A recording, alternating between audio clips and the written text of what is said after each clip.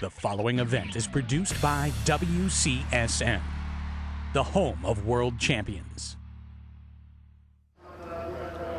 And the lineup, very impressive.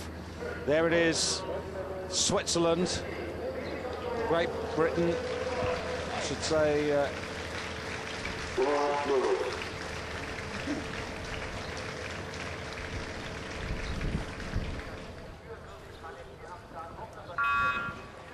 So away we go with the start of the men's single sculls final, and what a lineup. Really pretty well everyone apart from Chop and Mahe Drysdale are here, Hugh.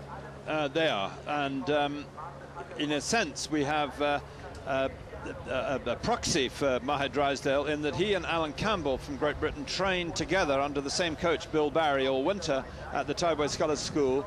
That's where Mahe went when he came back from Athens, having finished in a Coxless 4 there, and he learned to scull over the winter of 04-05 under Bill Barry at Tideway Scullers, and he and Alan Campbell have come on together.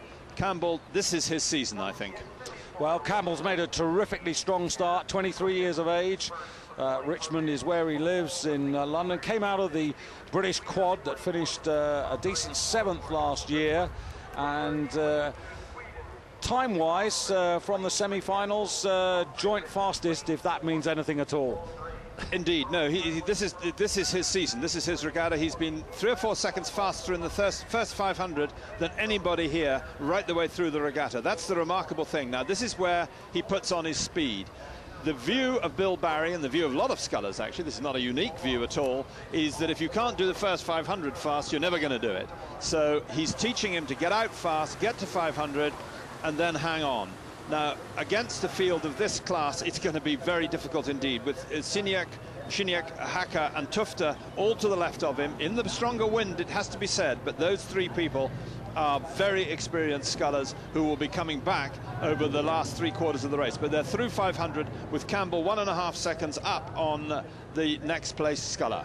Yeah, 1:38.63 ahead of Andrei Sinek of the Czech Republic, and then Switzerland's Andrei Vonneberg, who was 8th in the Olympics. Didn't see that much of Andrei last year. The Swiss didn't get too involved in the Gifu World Championships, but I'm sure they're going to be more interested now that we're back in Europe with the build-up, of course. Very much a European build-up, not only this World Championships in Eton, but next year on this very course in 2007, which will form part of the qualification for Beijing in 2008. Campbell there at 33.5, very comfortable.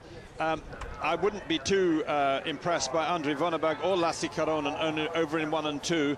They are not going to be able to hang on to scullers of this class over the second half, but they do have the advantage of the sheltered lanes, and that accounts for their relatively high positioning at the moment. Campbell's race is to look to his left, to watch Siniak, to watch Haka and to watch Tufte. Tufte out in 6.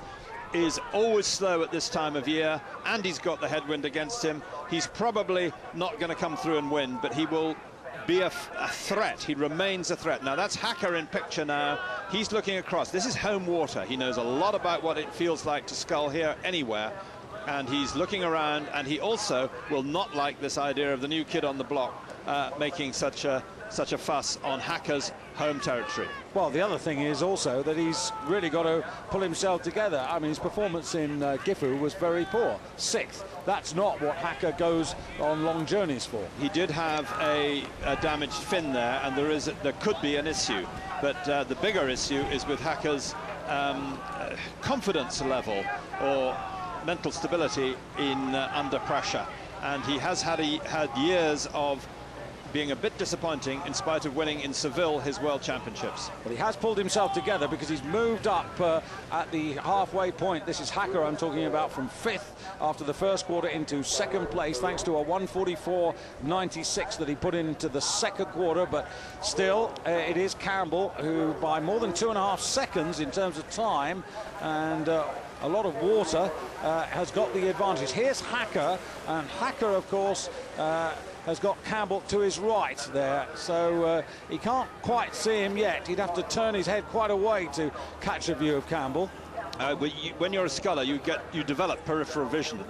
we were talking about Sophie Belmarie in the women's single sculls final, looking across. There is absolutely no need to look. You know where they are. You can see the puddles coming down from ahead of you, and there indeed it is Hacker in lane 5, now got a bow overlap against Alan Campbell. And can Campbell handle this kind of pressure with still 650 meters to go? And Sinek is also trying to get into the argument. You can just see the white bow there of that single scull in lane 4, trying to get involved as well. Just on the far side there, that's Lasse Karonen, who was only 8th, the 28-year-old from Uppsala, and he's actually sculling an extremely good race. Whether he's got a helping hand or not, he's still sculling very well indeed. And it's Campbell, yellow vest on the far side there. That's the Swede, closest to you, Hacker. Hacker all on terms with Campbell, and Sinek now taking on the Swede for 3rd place. So this really is a cracking battle, and the Olympic champion and world silver medalist Tufte, well, you said he often starts slow.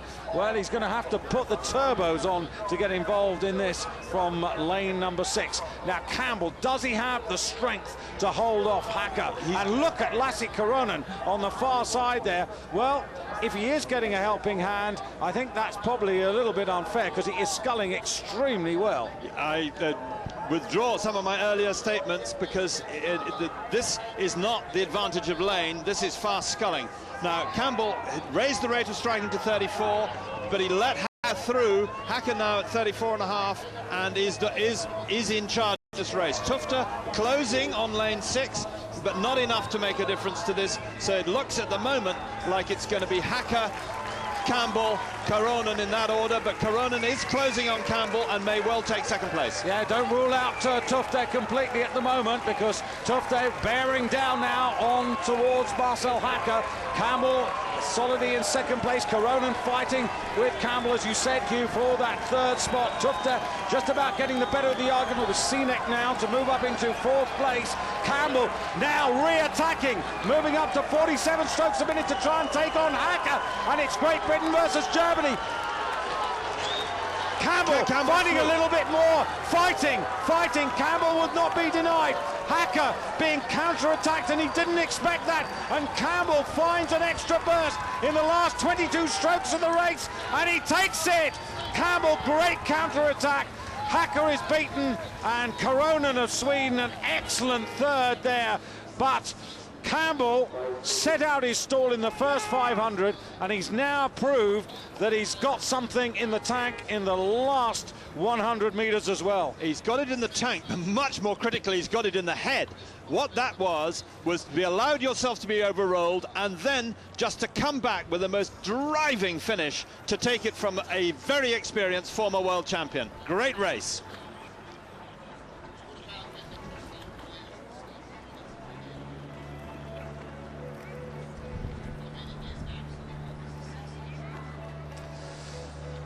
Well, terrific race there, Hugh, for those of you who are with us on the FISA Worldwide streaming service. I hope you've enjoyed that. And does that formally announce Alan Campbell's arrival? The one man who will be watching this race, I hope he's watching it on our webcast, is Maher Drysdale in New Zealand. Now, he knows Campbell inside out because they trained together, they came up through the system together under Bill Barry's tutelage, and I think that was a really significant moment in men's single sculling for the next Olympiad.